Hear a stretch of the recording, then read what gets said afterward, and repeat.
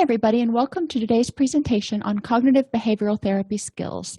Like the other presentation we did on not assertive community treatment, acceptance and commitment therapy, this is also based on just providing you information about skills that can be used, not providing an evidence-based practice. Obviously, we couldn't cover that in a full hour or in just an hour.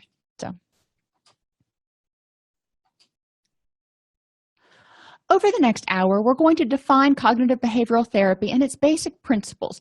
A lot of us are familiar with this, but it's going to be a good review, and it also may highlight some nuances that you didn't know about.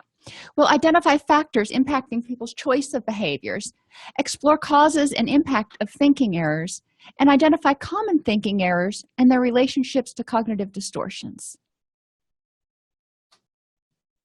So why do we care? Well, as therapists, we want to help people figure out the best way to live a happy, healthy, meaningful, goals-driven life. For some people, that's going to mean using some cognitive behavioral interventions. That can be in addition to mindfulness, that can be in addition to a lot of other things. But it's important to help people understand that the way we believe things to be, the way we interpret things, is going to affect our reactions. So, for example, think about a situation you've walked into, and maybe you walked into it with a small child, and it was a different situation. It was a new situation, but it was no big deal. You walked in, it was not a threatening situation to you because you were like, hey, I got this. The little kid walks in and goes, oh wow, there are a lot of people walking around here. This is really scary. Same situation, two different perceptions. You probably didn't have much of a stress reaction going on, whereas the little child probably had this fight or flight thing going on, grabbing onto your hand like, please don't let go. Atlanta Airport, that'd be a perfect example. If you've ever taken a little kid through Atlanta Airport, it gives you an idea about how people can perceive things differently. And when you enact that fight or flight reaction, you're going to have all those stress hormones. You're going to have all the either anxiety or anger or whatever that goes with it that may serve to exhaust the person and lead them to feel hopeless and helpless. So what we want to do is help people see that. But we also want to help them see that when they're depressed, when they're tired, when they're sick, things are going to seem a lot worse a lot of times because they don't have the energy to perceive it differently. I mean, when you're sick, it's overwhelming to think of going through Atlanta Airport.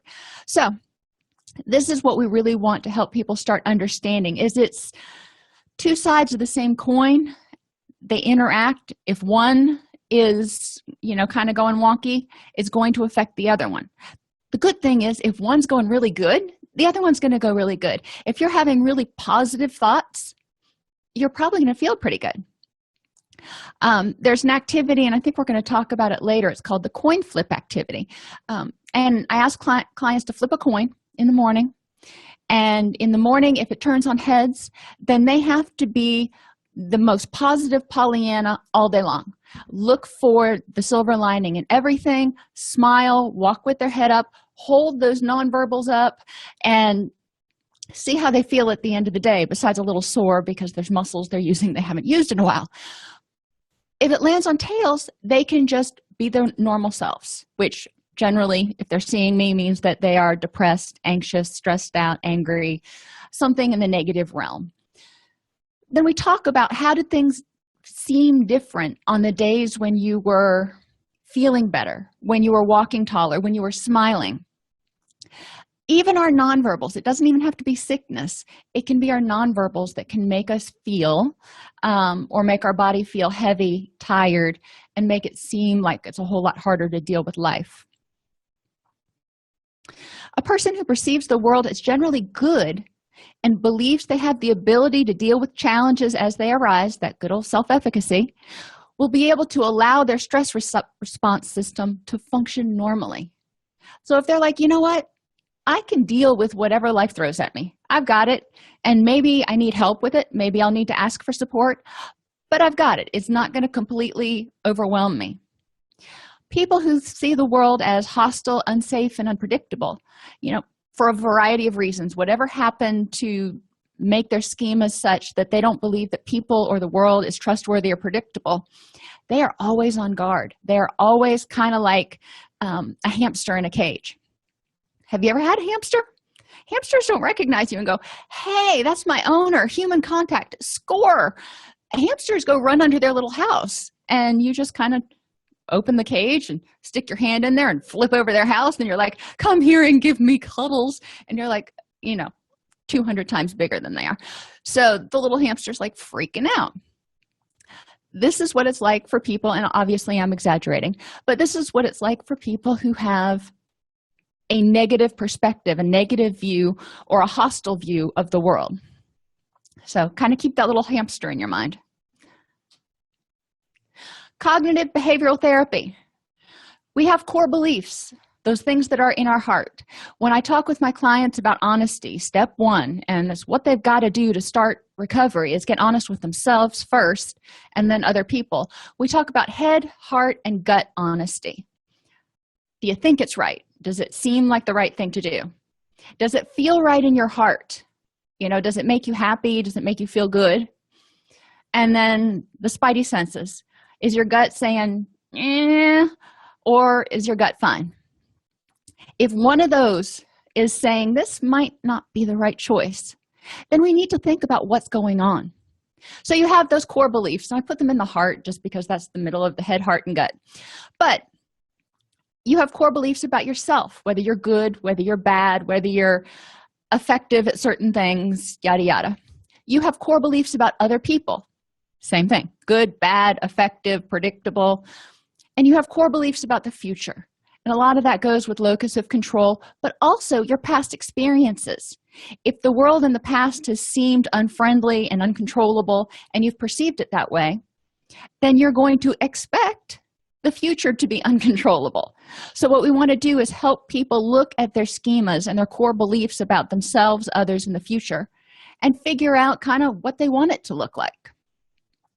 These schemas are going to affect your behavior and your thoughts and your feelings. And, you can pick wherever you want to start. It doesn't matter because all three interface with one another. So let's start with negative thoughts. If you have negative thoughts, then you might feel anxious, angry, stressed, dysphoric, which will affect your behavior. You're going to do different things than if you have positive thoughts about something. You feel excited and energized, you're going to have different behavior. The best example I can give you is if you've ever done public speaking or had to present something. Some people really detest public speaking. It's just terrifying for them to get up in front of a group of people. So their thoughts are, I'm going to trip up. I'm going to forget what I'm going to say. I'm going to make a fool of myself. I'm going to, it can go on forever. That when you get on a roll, you can get on a negative roll and go on forever, or positive, hopefully. Get on that roll with those thoughts. You start holding on to those thoughts. Remember, like we talked about in ACT the other day, when you hold those thoughts and you kind of mush them around in your mind and you come to believe them, that you're going to make a fool of yourself and it's going to be awful, you're going to start feeling terrified, likely, which is going to likely affect your behavior. If you go out on the stage and you're terrified, you're going to probably stutter. You're probably going to get foggy-headed. You're going to have that fight or flight reaction. So there's an adrenaline rush and you start sweating and you can't focus and you can't concentrate and you really want to run away. As opposed to somebody like me who loves public speaking, and I'm just like, cool, I get to go out there and try to engage however many people are in the audience. It's a game for me because when I can actually see your faces, I really enjoy trying to figure out and make eye contact with people and figure out what it is that they're there for. What is it that's going to make them tick? What resonates with them? So my behavior, as you can kind of see right now, when I go out there, I'm excited and I want to engage people, and it's a fun experience for me. Again, just like the airport, the same experience for two different people and two very different interpretations and reactions to it. So what affects, and I don't like the term rational, but when we're talking about CBT, rational comes up a lot. I like to replace it with helpful, because every behavior in its own weird sort of way is or probably was rational at one time. That being said, we're going to get back to that. Stress affects our behavioral choices. If we're under stress, we can have negative emotions. Negative emotions will affect our thoughts.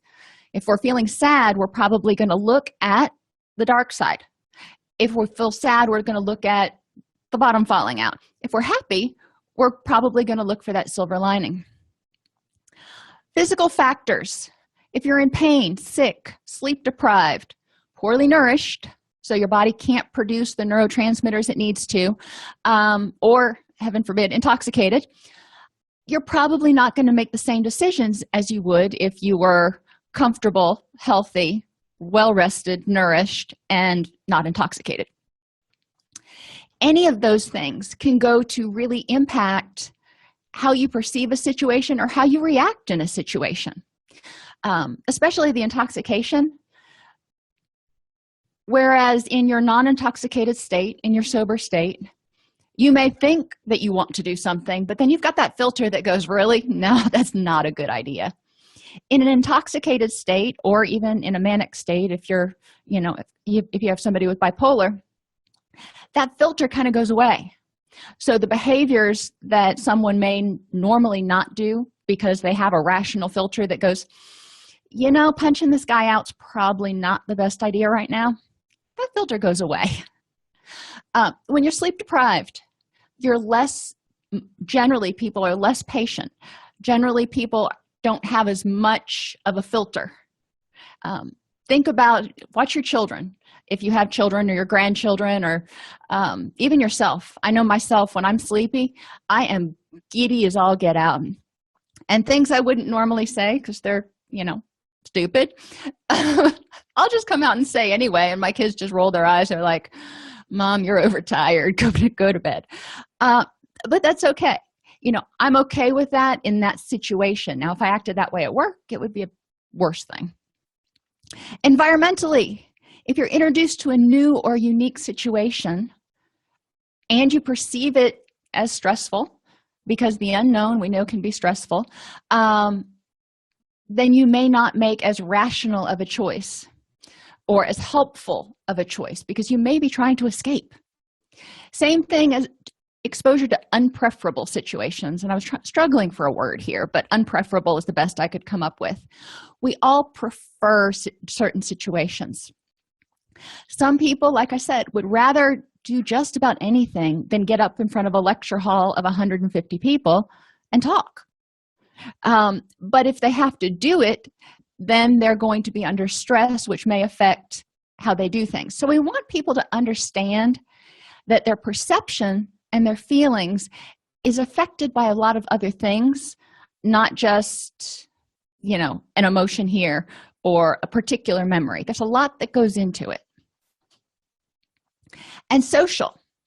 If peers or family convey irrational thoughts as necessary standards for social acceptance, people may tend to cling more to those unhelpful thoughts and unhelpful behaviors. In CBT, they say irrational. Because, quote, nobody wants to associate with those people. Who are those people and why can't we associate with them? There are a lot of things. If you think back, think high school. High school's pretty rough.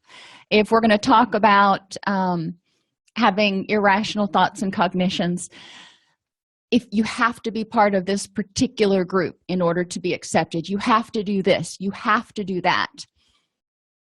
But do you? Do you really? So those kinds of all or nothing statements are cognitive distortions.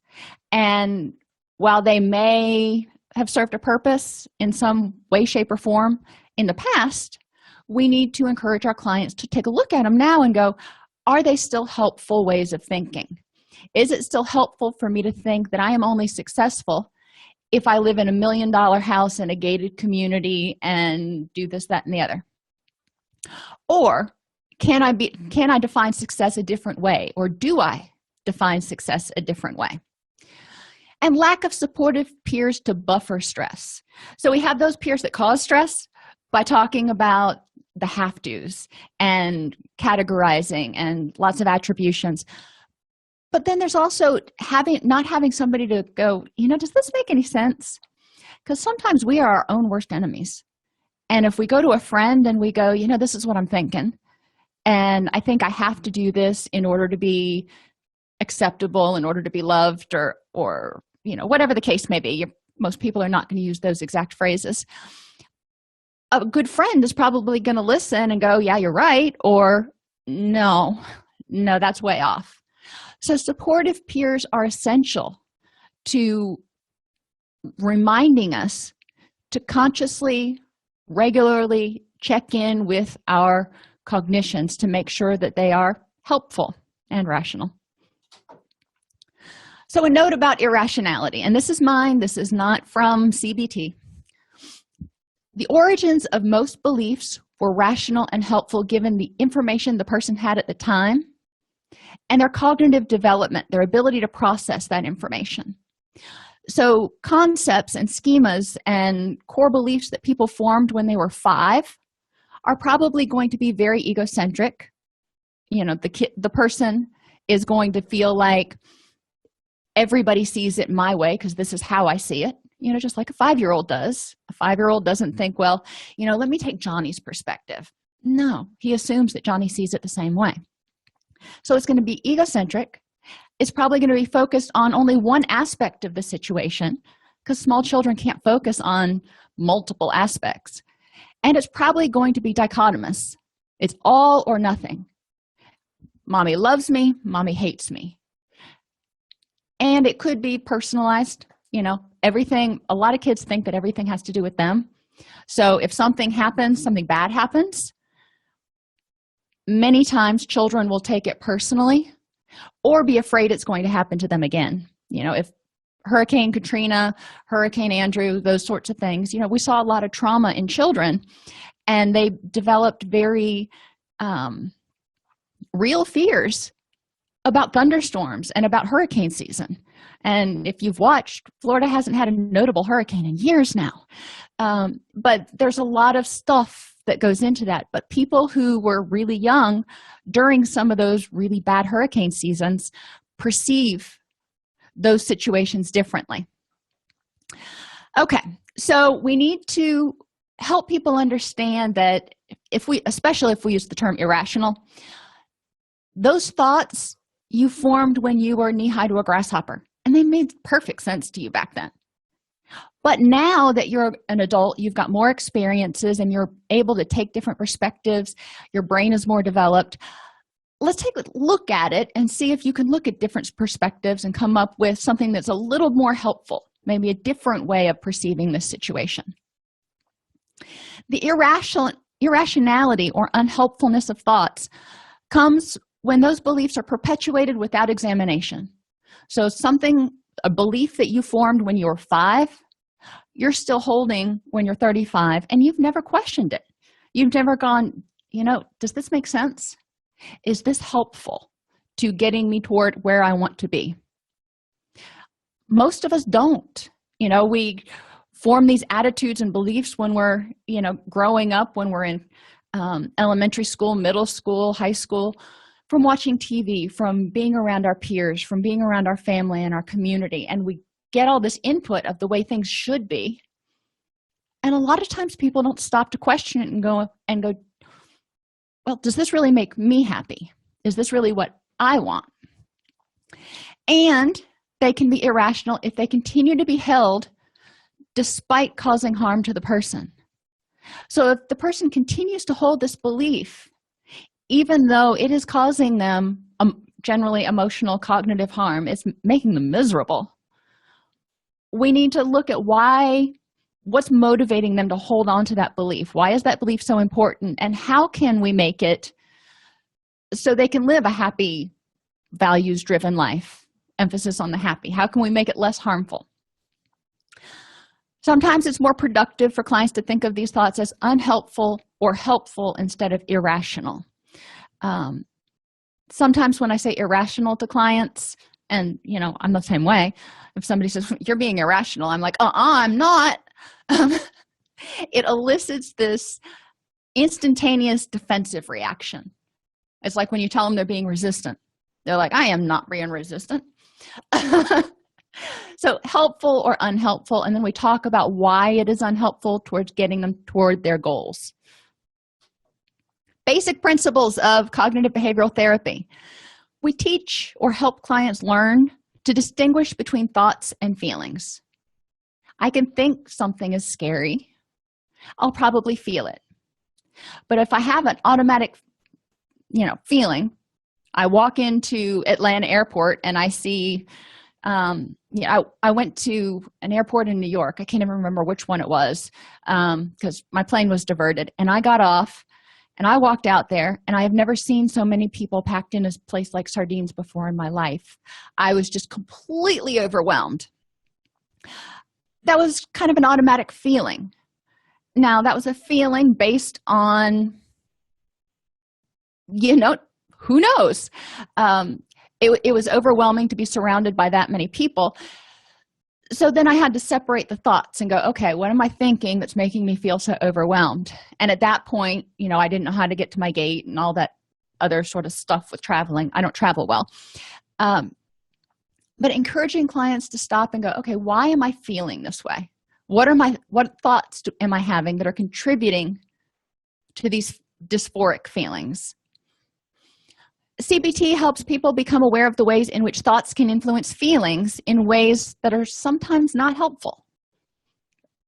We have hecklers in our gallery, the automatic tapes that we play, memories that we have, whatever you want to call them, that when you try something, when you are just going through daily life, you hear these voices in the back of your head, and obviously not real voices, but that are saying, you're never going to make this, or if you would have just blah, blah, blah, then you'd be a better person. Helping clients become aware of those thoughts and how they're negatively influencing their feelings and keeping them kind of stuck is a huge part of CBT. We help them learn about thoughts that seem to occur automatically without even realizing how they may affect emotions. Again, those thoughts from the hecklers, they're saying, you're not good enough, you're not smart enough, and nobody's going to like you. Where did that come from? And do you believe it? Maybe it came from somebody when you were in high school. So was that a valid source? Maybe it came from somebody yesterday on Facebook. Was that a valid source? Taking in those thoughts and then figuring out, is this something I'm going to hold because it makes me happy? Or is this something that I've got to deal with because I'm having a negative reaction? Constructively evaluate whether these automatic thoughts and assumptions are accurate or perhaps biased. The other thing to remember is a lot of our clients, not all of them, but a lot of them, hold themselves to a standard that's like up here. And they hold everybody else to a standard that's down here. So they are a failure if they don't achieve this. But everybody else is successful as long as they achieve this. So encouraging them to take a look at how accurate and biased or unbiased are the thoughts. And like I said, they may be their own thoughts. They may be telling themselves these things. Evaluate whether the current reactions are helpful and a good use of energy, or unhelpful and a waste of energy that could be used to move toward those people and things important, not impotent, important to the person. Road rage. You're in the car, you're driving, somebody cuts you off. Okay, natural reaction, fight or flight reaction, you're just like, slam on the brakes, do whatever you got to do. Aversive maneuvers, you're good. So you could let it go at that point and go, ooh, got lucky on that one, and keep driving. Most people, not all, but most, they found that 80% of drivers have reported incidences of road rage, which is a really high number. But most people will start getting all fired up and irritated and grumpy and angry and just rageful. And so my question would be, I hear that, and I hear that it made you angry. In retrospect, did screaming at the person as you pass them at 60 miles an hour in your car with the windows rolled up really do any good? Did it do any good at all? What else could you have done with that energy if you wouldn't have expended it all? Yesterday, we had to wait for the vet to come by.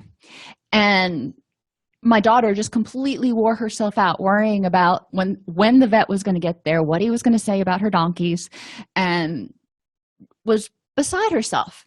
So by the time it got to evening and it was time for her to go to her martial arts class, she didn't have the energy to go. She's like, I'm wiped out. I want to go to bed. In retrospect, we're looking back and saying, okay, now tell me what it was that you were so stressed out about, and let's talk about whether that was a realistic and helpful line of thought to perseverate on all day long, and what could you have done differently, because she didn't bother to mention any of that to me yesterday.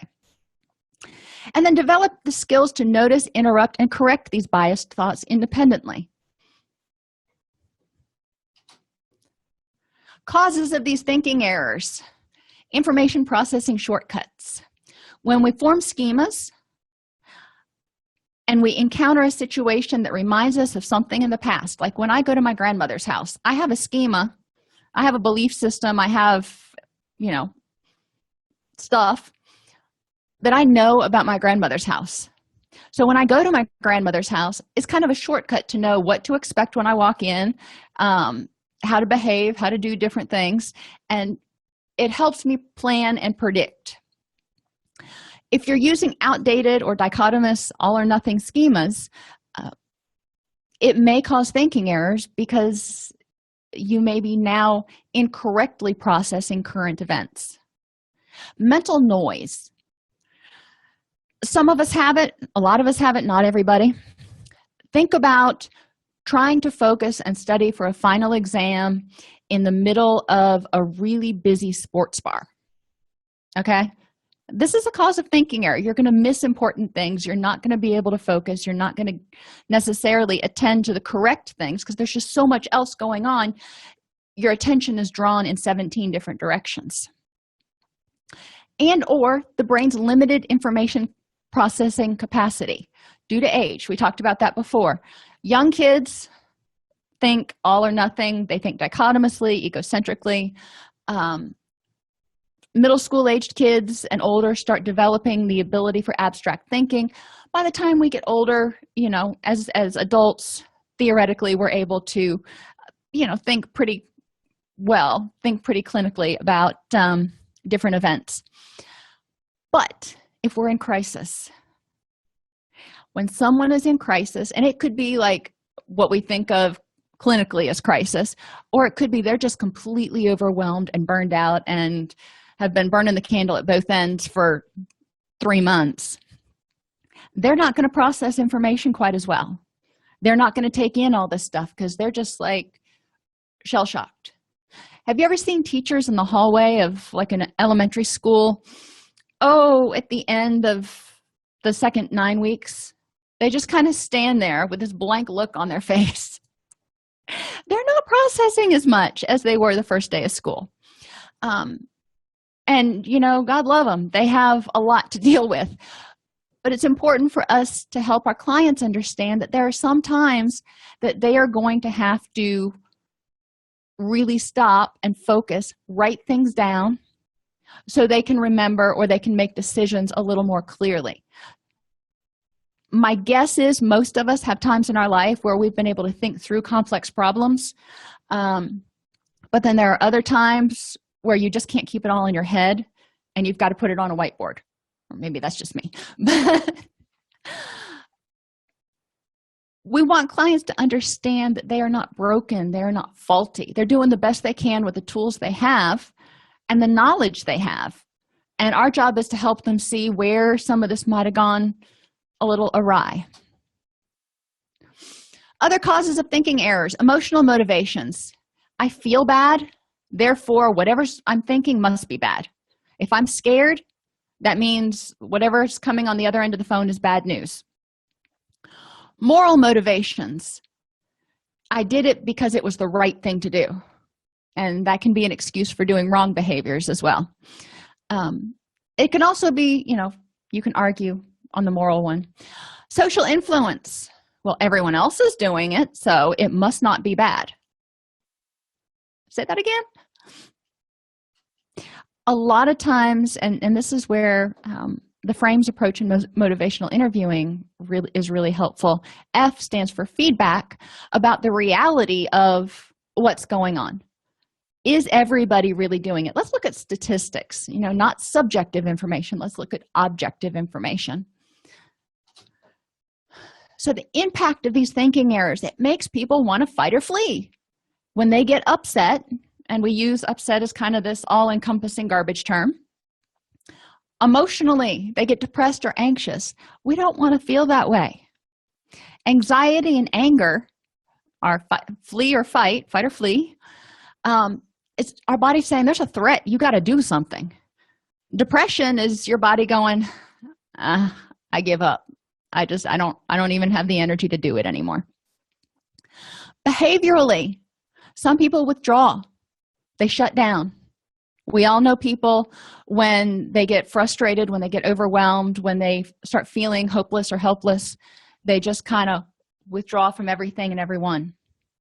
Addictions numb that out so they don't have to feel the dysphoria. Sleeping problems and changes. When we start being on that constant fight or flight, hypervigilant sort of thing going on, the body is always sort of turned on, which means you're not going to sleep as well.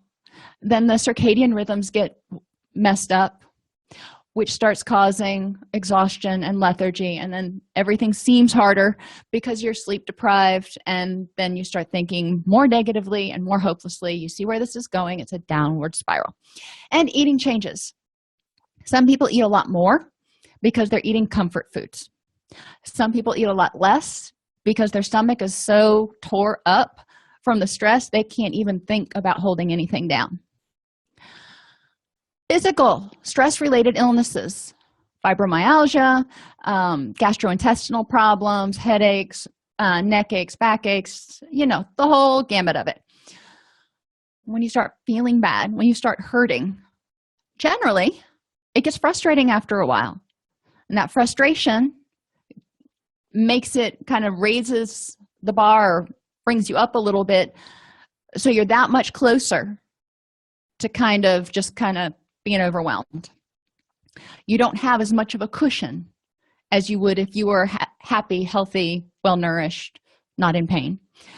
And socially, a lot of times we will get irritable or impatient with other people or withdraw when we're having these negative cognitions, these thinking errors that are keeping us in a dysphoric state. These effects of thinking errors contribute to fatigue and a sense of hopelessness and helplessness, which intensifies thinking errors. This is an important concept that I want my clients to understand, and I want to drive home in this presentation. So thinking errors, what are they? Emotional reasoning. Feelings are not facts. And we want to help people to learn to effectively identify feelings and separate them from facts. So if somebody says, I'm terrified, okay, that is a feeling. What are the facts supporting that feeling? Why are you terrified? What is the evidence that you are in some sort of danger right now? And danger may not be the right word for your client at that particular point in time, but what's the evidence that there's a threat? In what ways is this similar to other situations? Maybe it's triggering something from the past that was really, really scary, or, you were too little to be able to handle it, but you can handle it now. And how have you dealt with similar situations like this in the past? We want to help people just step back and get some distance between their feelings and their thoughts and try to figure out, which thoughts are helpful and productive. And even if a thought makes people anxious or angry, it can be helpful. It may be telling them, hey, dude, you need to get your butt up and get out of there. If it's helpful, it means it's moving them toward where they want to be: happy, healthy, safe, and values-driven life. So, happy and helpful. Develop distress tolerance skills. When people use emotional reasoning, they feel emotions, which then they start finding the facts to support those emotions instead of looking at all the facts. We want to help them learn to tolerate their distress so they can kind of let that subside for a second. They can accept their feeling. They can name it. They can say, I'm scared, I'm stressed, I'm angry, I'm whatever. But they don't have to act on it right then. They can tolerate the distress for a minute without having to try to make it go away. And emotional regulation skills. They can feel a feeling without having to make it go from 0 to 120. If they feel sad, they can go, oh, I feel kind of sad, instead of grabbing onto it and going, I wonder what I feel sad about. I must feel sad about all these sad things. Now I'm really going to be really, really sad and devastated. So we want to help people learn how to regulate their emotions, identify them, accept them, whatever word you want to use, and tolerate them. Because feelings are there for a reason. They're there to tell you your brain thinks something's going on. Now, thankfully, we have that higher order cognition stuff going on, so we can contradict our own brain and we can go, maybe that's not true in this situation. Cognitive bias, negativity, mental filter, whatever you want to call it. People who focus on the negative. They walk in, they get up in the morning and they look outside and it's partly cloudy. They get to work and they said, instead of saying it was very light traffic, they said, there was a fair amount of traffic. Everything is always the flip side of what somebody who's really optimistic would say. So asking them, what's the benefit to focusing on the negative? In what ways is this helpful to you? Some people will say, well, it keeps me from getting disappointed because I know it's going to end up negative anyway. So we can challenge that whatever it is they think they know, and see if there have been exceptions when it hasn't turned out that way. What are the positives to this situation? I give the example a lot of, I wash my car, or it rains, and maybe I wanted to go out on a run that day, but I can perceive it. I can look at the positives. The rain washed my car for me, so I don't have to do it now. Score. It watered my garden. All the better. It knocked down some of the pollen out of the air. Even better. I can find, and I can encourage people to find, positives in a situation. Yes, there are negatives. There are negatives to every situation. If you want to find them, you're going to find them. But if you want to find the positives, you can too. Which takes us down to, what are all the facts? There's the positive and the negative and the neutral. I told you earlier about the coin toss activity. Having people toss a coin, and on the heads days, they act like it is just the greatest day to be alive. And see how things are different when they do their journal, because I have my clients do some sort of a mindfulness check-in in the morning and in the evening, and preferably at lunchtime. How are they feeling? What's their emotional state? What's their energy level on the happy days? A lot of times it can be less, and sometimes they need a little coaching throughout, because some of those old thought patterns kick in. But I want them to start challenging some of their automatic thoughts that we're going to talk about in a minute. Disqualifying or minimizing the positive. Most of us can probably say we've had a bunch of clients that do this. They are more than happy to tell you about all the things that they mess up, but then when they do something right, they minimize it. Encouraging people to hold themselves to the same standard they would hold everyone else to, and I know I talked about that earlier. Ask them things like, would you minimize this if it was your best friend's experience? If your best friend came to you and said, I just got into such and such college, would you say, awesome? Or would you say, anybody can get in there? How would that go?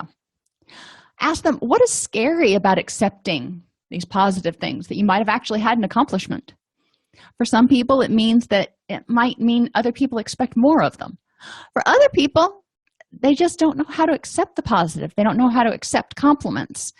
They don't know how to be the center of attention, and they don't like it. And then we want to look at why that is.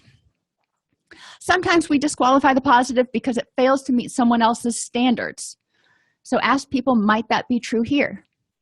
I know when I was growing up and going through college and going through school and everything, got my doctorate, but I will ever and always be not a real doctor, because a PhD is not an MD. And I'm like, really? So is it somebody else's standards, or can I feel good about having a PhD?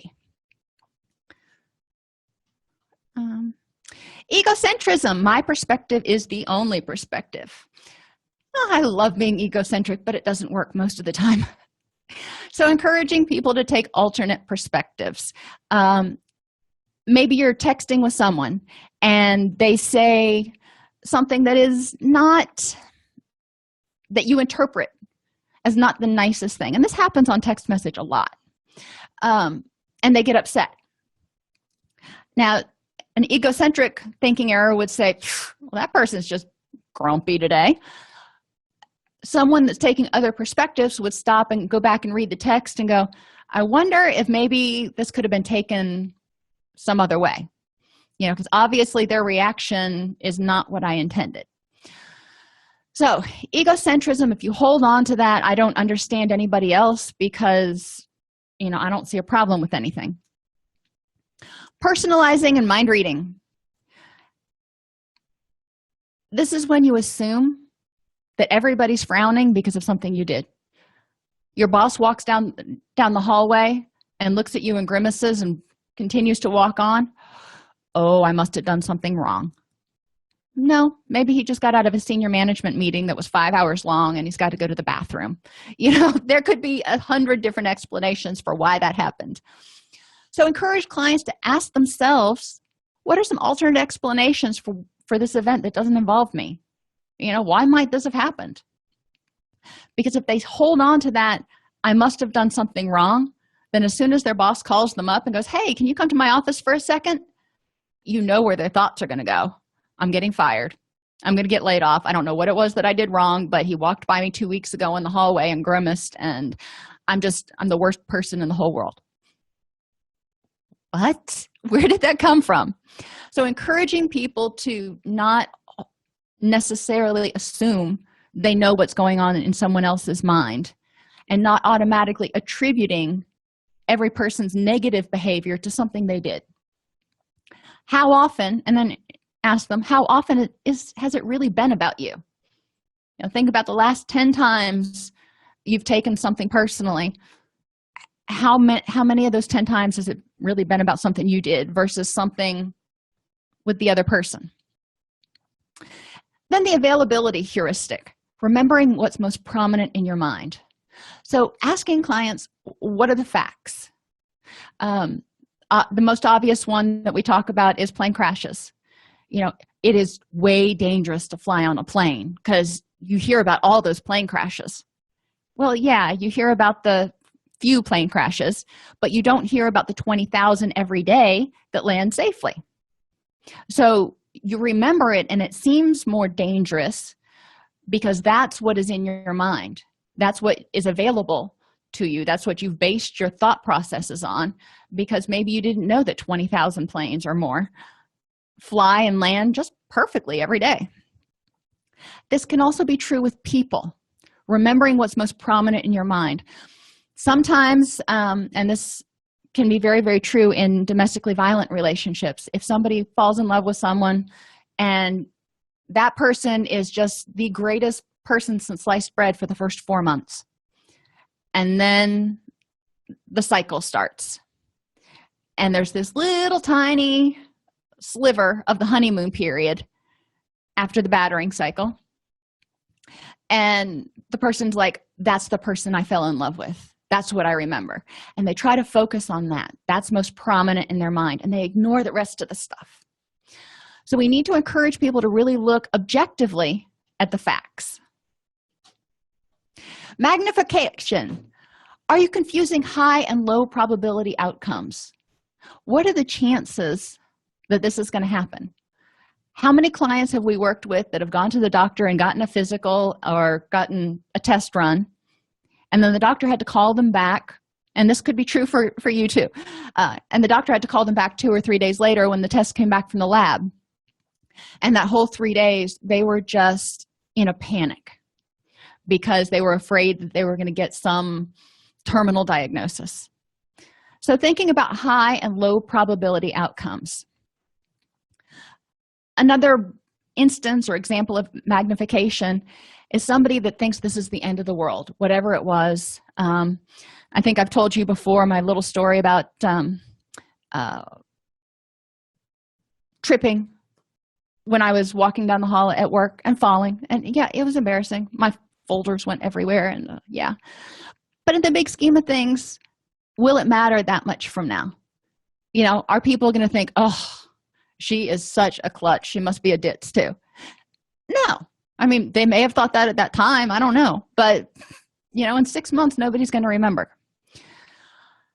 And then ask them in the past, when something like this has happened, when you've had to get a test done and you've had to wait on results, or if you've done something that was embarrassing and you didn't think, you thought everybody was going to remember it forever.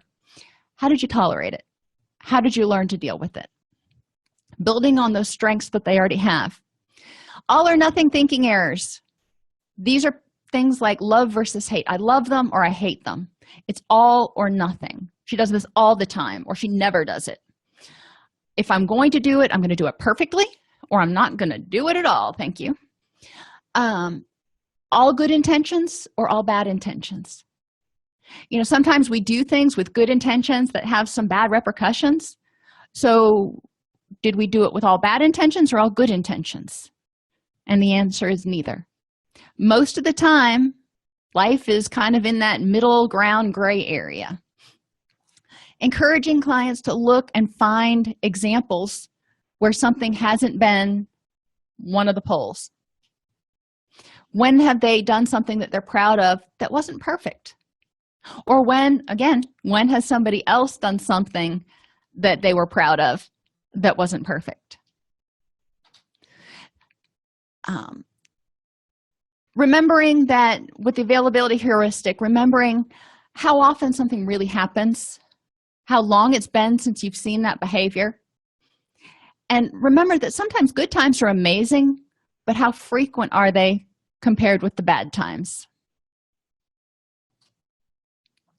Another thinking error is a belief in a just world or a fallacy of fairness. I just ask clients, identify 4 good people you know who've had bad things happen. And in reality, we all have bad things happen. Good people do, bad people do, in-between people do. Attributional errors, and this is a pet of mine, you know, labeling yourself, not a behavior. So global versus specific. And I am stupid versus I'm stupid at math. I don't have good math skills. It's not about me, it's about my skills. I can change skills. Stable. I am and I always will be versus it's something I can change. It's something I can learn. Internal. It's about me as a person versus it's about a skill deficit or something I could learn or change.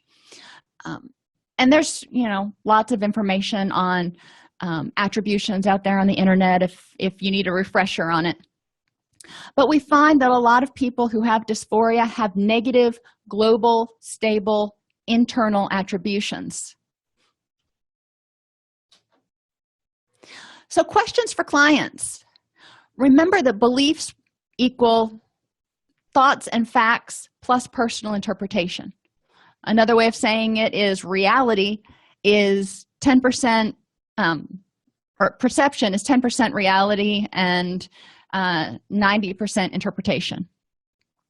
So what are the facts for and against my belief? Is the belief based on facts or feelings? Does the belief focus on one aspect or the whole situation? Does the belief seem to use any thinking errors? What are alternate explanations? What would you tell your child or best friend if they had this belief?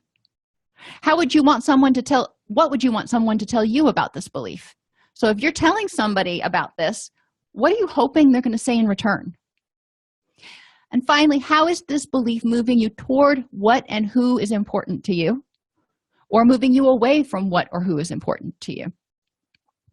Now, they can do a worksheet and have all of these, or you can pick 1 or 2 of these questions that are most salient for your clients that they can have kind of at their fingertips. So as they're going through the day and something happens, they can ask themselves, okay, what's an alternate explanation? Or, you know, whatever it is that's salient for that client. Irrational thoughts. How do these thoughts impact the client's emotions, health, relationships, and perceptions of the world? This is what we want to ask them. How is this thought impacting you globally? How may this thought have been helpful in the past? Where did it come from? How does it make sense from when you formed it in the past? When you're dealing with it, ask the person if the thought is bringing you closer to those that are important. Are there any examples of this thought or belief not being true? And how can the statement be made less global, less all-encompassing? So it's about a specific incident, a specific situation, less stable, which means you can change it, and less internal, which means it's not about who you are as a person, but maybe something that you do or a skill that you have. So we're going to go through some of these thoughts real quickly here. Mistakes are never acceptable, and if I make one, it means that I'm incompetent. Well, never is kind of stable, and I am incompetent is kind of global. That's also that extreme all or nothing thinking.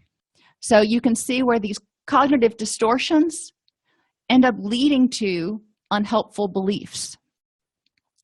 When somebody disagrees with me, it's a personal attack. Well, there's personalization if I ever heard it before. Maybe it's not about you. Maybe they're having a bad day and you just happen to be the unlucky target. Or maybe they're disagreeing with you because they have a different point of view and it's not a personal attack, it's just their point of view. If someone criticizes or rejects me, there must be something wrong with me. Personalization, all or nothing thinking, global, stable, and internal. Something wrong with me as a person. To feel good about myself, others must approve of me. Now, this is one we've talked about external validation before, and we can't control other people. So to feel good about yourself, how can you do that besides having necessarily requiring other people to approve of you? To be content in life, I must be liked by all people. Wow, I've never met anybody who's liked by all people. I've never even met anybody who's been hated by all people. But it's important to help clients see how this is really dramatic to say all people. And in order for them to be content, then everybody has to like them. I mean, I like to be liked. But if everybody doesn't like me, that's pretty understandable. My true value as an individual depends on what others think of me. I would really challenge this one. This is also very personal, internal. I would challenge people to look at it and say, so your child's value as an individual depends on what other people think of him or her? And most people would say no. But it's a perspective thing. Nothing ever turns out the way you want it to. Okay, all or nothing thinking, and probably availability heuristic. If something bad just happened, then they may be focusing on that, which causes them to focus on all the other bad things in the past that have happened, not focus on that as, okay, bad thing happened, but look at all these good things. I won't try anything new unless I will be good at it. This fear of failure, fear of rejection, just really paralyzes a lot of people when they get stuck with that thinking error that they have to be perfect. I am in total control. Anything bad that happens is my fault. Well, that's egocentric and personal. If they think they're in total control, that's their perception of how the world is. They think if they've got everybody on marionette strings, and that anything bad in the world that happens is their fault. How powerful are they? I feel happy about, if I feel happy about life, something will go wrong. It happens sometimes, but let's look at times when you've been happy that something hasn't gone wrong. Let's get rid of that all or nothing thinking. It's not my fault my life didn't go the way I wanted. Could be true, but it seems like that's making you unhappy, so what do we do about that? If I'm not in an intimate relationship, I'm totally alone. Again, that's pretty extreme. I'm either in an intimate relationship or I am alone and a loner, and it's just me and my 17 cats, which follows with there's no gray area. So encouraging people to really look at what these beliefs are saying is important. Thoughts impacts behaviors and emotional and physical reactions. Emotional and physical reactions impact thoughts and interpretations of events. So if you do something and it's pleasurable and you have a great physical reaction, let's take bungee jumping or skydiving. If you go out there and it's scary, but you do it and you're just like, whoa, what a rush, your interpretation of that is probably going to be good, which means you'll probably do it again. If you go out there and it's just the most horrible experience you've ever had, you're probably not going to do it again. And your interpretation of it is going to be not good, which is going to make it hard to understand why other people would do it. Irrational thinking patterns are often caused by cognitive distortions. So let's just look back at some of those, because there's a lot fewer cognitive distortions or general ways of thinking about the world than there are thinking errors, because there's lots and lots of thinking errors. Cognitive distortions are often schemas which were formed based on faulty, inaccurate, or immature knowledge or understanding. And by identifying the thoughts, the hecklers, the automatic tapes that are maintaining our unhappiness, the person can choose whether to accept those thoughts or change them.